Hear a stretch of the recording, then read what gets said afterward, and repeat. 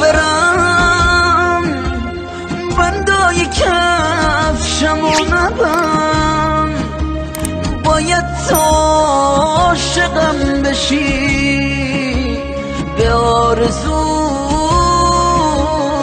من نخم.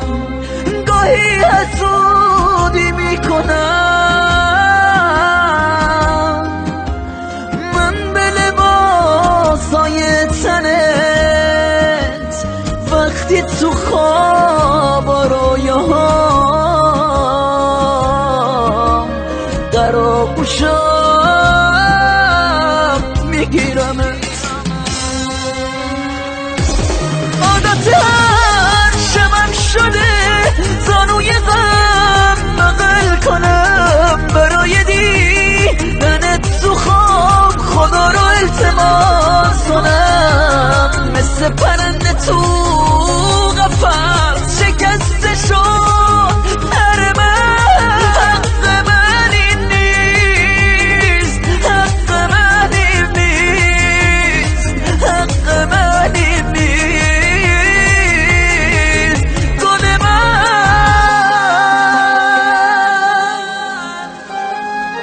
با صدای مجید علیپور، ترانه سارا محسن زمانیان.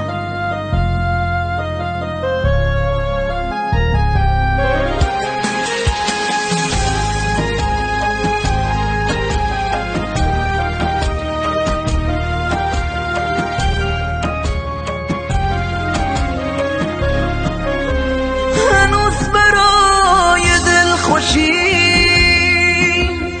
حلقتو تو دست میکنم، فراموشم کردی ولی فراموشت نمیکنم.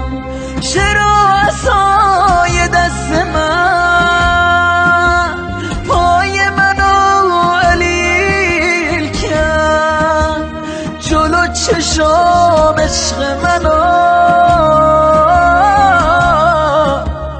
هماغوش رقیب کرد. هنوز ببین چشای من منو تو رو ما میبینه، اونقدر عشق ریخته به پات کور شده و نمیبینه. مغرب و مشرق بی چشات فرقی واسم نداره، طلوع هر غروبی عشقمو در میاره، عشقمو در میاره.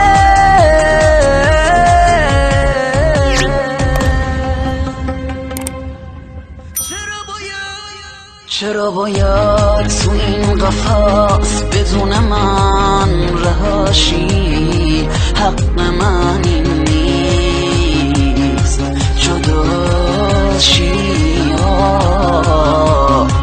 من یه سیدم و تو شکاکی. چقدر رسمیه احساس شکارچی، زمینم زدی و رحمی نداشتی. سعی خط واسه عکس یادگاری، یه پاتم روی سینه هام گذاشتی. مدارا کردم و حیا نکردی، تو مغرورتر شدی از این صبوری. نمیخوام یقتو کسی بگیره، نه، خوشم از این که قاتلم تو بودی.